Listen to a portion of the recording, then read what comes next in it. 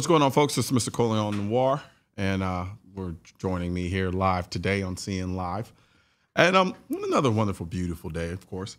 And I'm happy to announce, I don't know if you guys watched, probably about 3 or 4 shows ago, I started ranting and raving about this container shelf I got for my truck where I can keep a carbine, and it finally came in today, only for me to realize that I don't know how to install it. So with that being said, I just wanted to kind of brag on that a little bit because I was incredibly excited about it when I was talking on the show about it earlier. Now, today's show is going to be a little bit more political, and joining me live to discuss that is the wonderful Dana Loesch. What's going on, Hello. How are you, my friend? I feel your pain. Chris only lets me near a certain number of his power tools. Yeah. Well, I mean.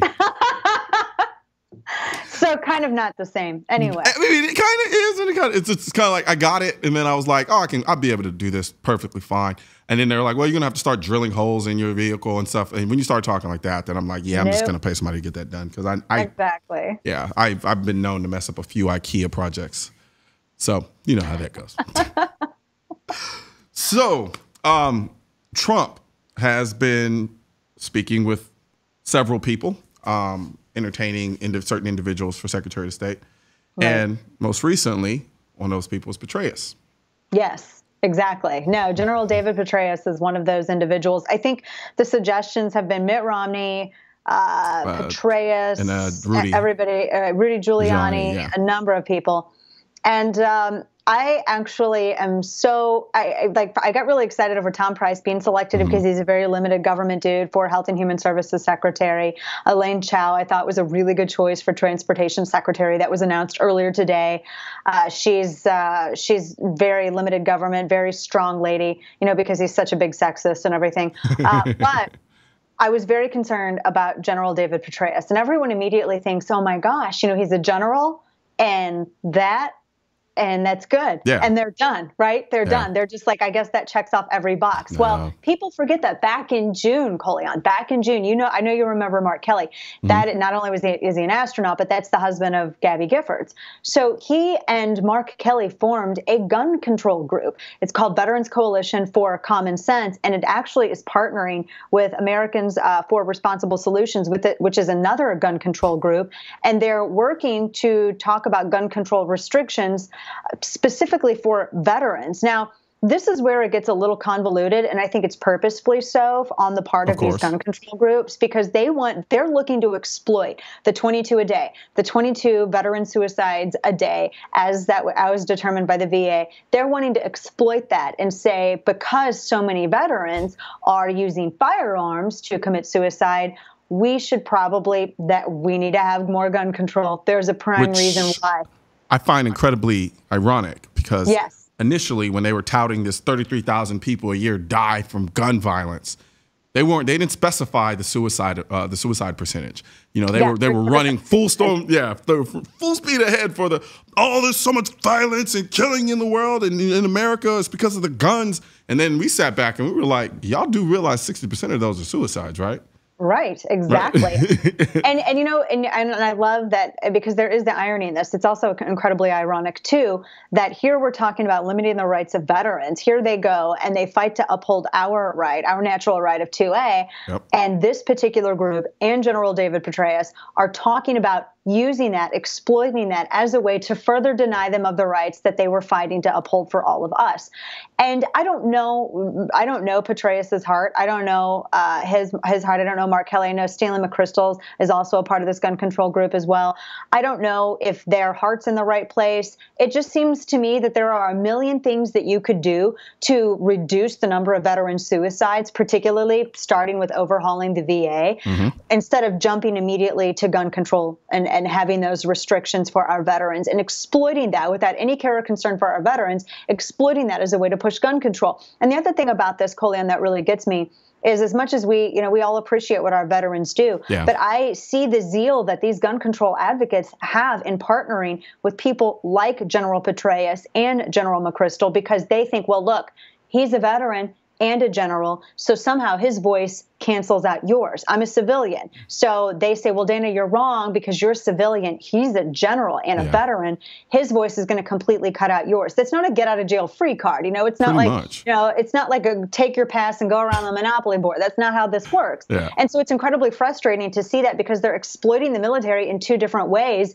And it just shocks me a little bit. And I have to question the judgment of Petraeus to knowingly, hitch his wagon up to this particular group when they're actually working quite hard to exploit this real problem that we have with veteran suicides as a way to further restrict our rights. Yeah, there's a, to kind of pick off on those 2 points, there's a whole empty platitudes, which I like to refer to, and it's kind of synonymous in many ways to the way they deal with the violence in certain inner city areas.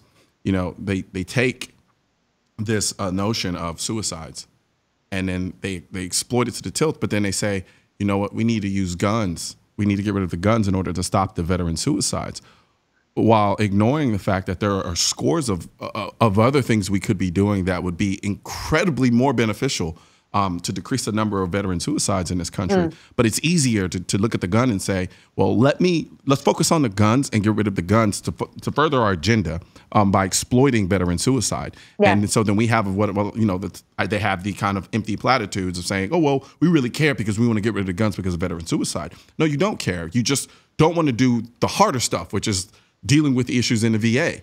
Dealing with the more psychological components that are a lot harder to address, but are actually more effective whenever we actually do them. And so you're right. They betray their true intent. Exactly. And so, I want to think that it's well-intended, but you and I aren't rocket scientists. You're probably way more smarter than I am, but it doesn't take a genius to understand that, hey, look, gun control doesn't fix this. This is not an issue that can be fixed by gun control. And then when I talk about the suicide aspect of things as well, I always have to point out to people, they're like, well, look at the suicide rates in other countries. Well, what about them? They're not outpacing us by some drastic margin. And the funny thing is when we look at some of these places. Well, actually, Japan's totally outpacing us. And the funny thing, you're right. You're totally right. And the thing about it is they don't even have the guns to kill themselves with, but yet they're outpacing us. So it demonstrates the fact that inherently tells you right there, the gun isn't the issue. If the gun was the issue, Japan would have zero suicides. The UK would have zero suicides, but yet they don't. And so it doesn't take a genius to see this. So I have to question their real intent, because at the end of the day, what we end up with is we have something that's very elementary to understand, but yet you ignore it. And you're too smart because you're in the position that you're in. We understand your intelligence. You're there. So clearly you have some other motive behind it. And you're right. I have to agree with you. Exactly. Attaching yourself to that bandwagon. I'm like, look. I mean, Colion, you didn't see either of these guys or really any of the other gun control advocates involved with either of these groups. Not a single one of these individuals formed a group to call for VA accountability. I haven't seen that. They haven't done it. But yet they're going to run and immediately, well, the best way to do this is we need a gun control group. We need to have a serious conversation about limiting the Second Amendment rights of veterans and maybe everybody else through this initiative. That's what they're going for. Quite frankly, I really don't give a hot damn what they want, what they feel like would be the best remedy. If you're not going to have a VA accountability group, look, I have done so many stories on this and I've spoken to so many people. There's so much waste, fraud, and abuse going on in the VA. They spent over $300,000 on an art installation for the blind out in California, Colion. Over that sounds like California, actually. An art installation at a veterans facility specifically for the blind in California, because blind veterans are going to be able to see and appreciate that $300,000 art installation. That's just one example of the waste, fraud, and abuse that the VA is undertaking. And nobody's been fired. People have actually been given bonuses, but I don't see anyone forming these accountability groups. And I'm going to tell you what, veterans waiting for months on end just to get in and meet with a primary care physician, just then to get transferred and make an appointment with a specialist. That's insane. That is what is killing veterans. There is no good program available right now that is helping them to acclimate back to civilian life. And this gun control group ain't going to cut it. It's funny how you brought up the art installation. It's like when we start talking about these individuals, these anti-gunners, and they start talking about certain issues they want to fix, they're all about the soft sciences when it comes to things that don't have to do with firearms. Let's build art installations for the blind. Let's do all of these soft, kind of like airy, fairy, lofty things to try to fix the issue. In some cases, they may be effective. However, when we start talking about guns, everything goes to let's get rid of them. Let's make it harder for regular people to own them. Let's do these things. And I just again, it calls into question the real merit behind why they want to do what they do. But, you know, if you let us go, we'll just keep going and going and going. And before we know it, we run out of time. Like I want people to think about this and know this about General Petraeus as his name is being thrown around for Secretary of State. Because I liked Price. I liked Chow. I absolutely am wholeheartedly 110% against Petraeus being Secretary of State for this particular reason alone. I mean, people can be absolutely amazing on a host of different issues. And Colion, I feel that I think that you're probably on the same page as I am. When you flip on 2A and you are not 100% Constitution on this, I don't care who you are. I don't care if you're Santa Claus. I'm not going to support you. I'm right there with you. Absolutely. Well, it's always a pleasure, Dana. Thank you very much. Always good to see you, Colion. Thanks. Make sure you come back. All right. And when we come back, we'll be joined by Dom Rosso.